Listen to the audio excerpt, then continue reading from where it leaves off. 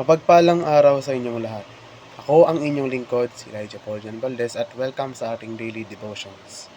Ang ating verse for the day ay nasa 1 Corinthians chapter 10, verse 12 to 13.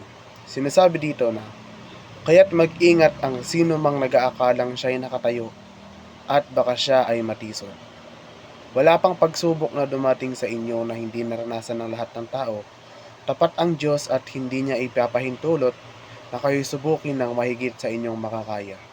Sa halip, pagdating ng pagsubok, bibigyan niya kayo ng lakas upang mapagtagumpayan iyon."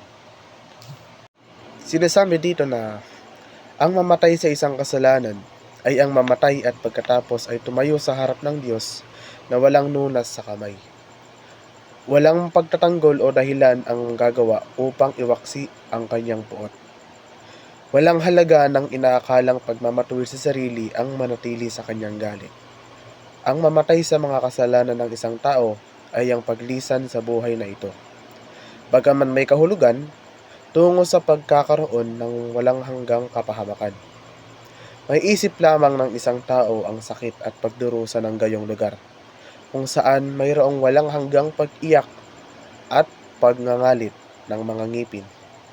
May malaking bangin na naayos sa pagitan ng langit at impyerno.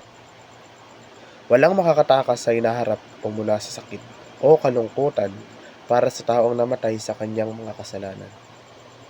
Ang maliban kung sa simula ng aming teksto ay nag-aalok ng isang lunas sa pamamagitan ng tiyak na kapahamakan ay may iwasan. Ang lunas ay nasa isang tao at nakatali sa ating pagtugon sa kanya.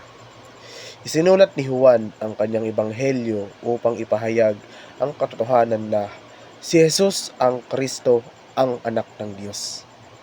7 naitalang himala ang nagpapatotoo sa kanyang pagka-Diyos. Sa isang ito, ang banal na aklat ng Diyos ay namatay para sa mga kasalanan na ang isang tiyak na solusyon niya sa kasalanan ay matatagpuan. Na ginawa niya ang lahat ng kailangan para iligtas tayo ay walang tanong. Ang muling pagkabuhay ay patunay na positibo na tinatanggap ng Diyos ang kanyang minsan para sa lahat na kababayan para sa mga kasalanan. Ang lunas ng kasalanan ay nakukuha lamang sa pamamagitan ng biyaya, sa pamamagitan ng pananampalataya sa Kanya. Walang ibang makakapagpagaling sa mga sakit ng ating kaluluwa. Hanggat nabubuhay tayo sa mundong ito, hindi natin matatakasan ang pagdurusa at tukso. Kung saan nasusulat sa Job, ang buhay ng tao sa lupa ay isang pakikidigma. Ang bawat isa sumakatuwid ay dapat mag-ingat laban sa tukso at dapat magbantay sa panalangin na baka ang dyablo na hindi natutulog ngunit lumilibot sa paghahanap ng kanyang masasaktan ay matatagpuan. Pagkakataon para nilangin niya, walang sinumang perpekto o napakabanal ngunit minsan ay natutokso siya. Ang tao ay hindi maaaring ganap na malaya sa tukso, ngunit ang mga tukso, bagaman nakakapagpagababag at malubha, ay kadalasang makapakipakinabang sa isang tao. Sapagkat ang mga ito, siya ay nagpapakumbaba, dinadalisay at tinuturuan. Ang lahat ng mga banal ay dumaan sa maraming tukso at pagsubok upang makinabang sa kanila. Habang ang hindi makalaban ay naging itinakwil at nahulog. Walang estadong napakabanal, walang lugar na napakalihim na hindi narating ang mga tukso at pagsubok. Ang tao ay hindi kailanman ligtas mula sa kanila habang sila ay nabubuhay, sapagkat sila ay nagmumula sa loob natin. Sa kasalanan tayo ay isinilang kapag dumaan ang isang tukso o pagsubok, darating ang iba. Palagi tayong may pagdurusa dahil nawala ang estado ng orihinal na pagpapala. Kapag nahaharap ka sa isang rebelyon at kamunduhan, huwag mo silang tiisin.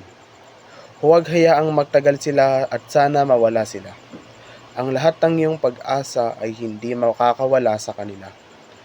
Kailangan mong pakipag-usap at manalangin sa iyong asawa para sa karunungan kung paano harapin ang mga ito. Dapat kang kumuha ng otoridad sa kapangyarihan ng panalangin.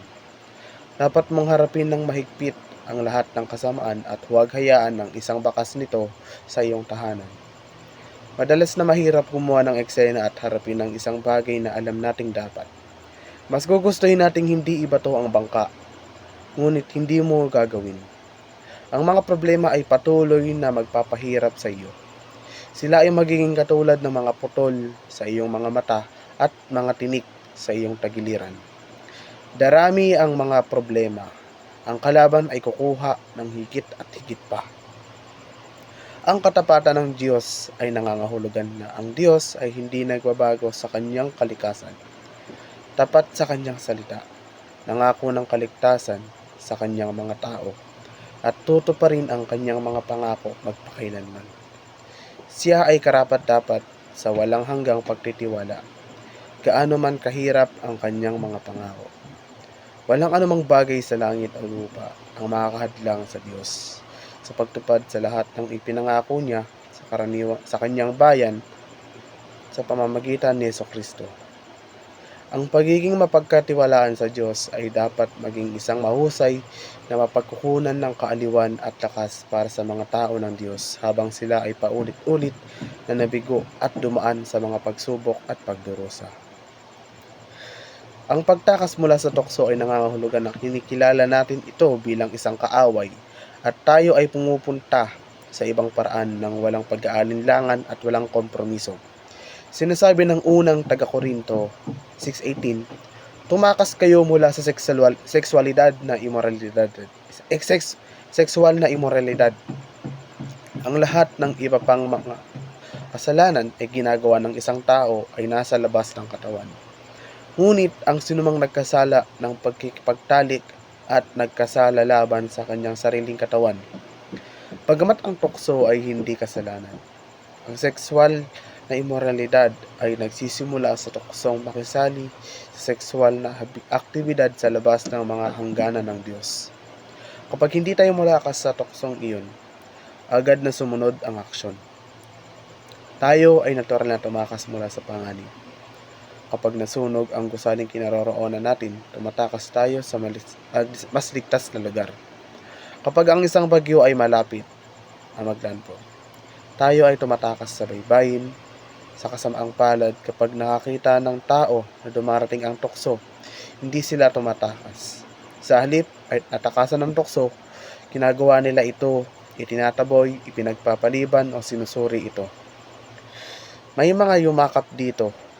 Ito ay kaya dahil hindi kinikilala ng karamihan sa mga tao ang panganib na likas sa tukso. Tila mas nababahala tayo sa pisikal na panganib na nagbabanta sa katawan kaysa sa espiritual na panganib na nagbabanta sa kaluluwa. Muli, ako ang inyong lingkod, Elijah Paul Jan Valdez, at dito na nagtatapos ang aking devotion.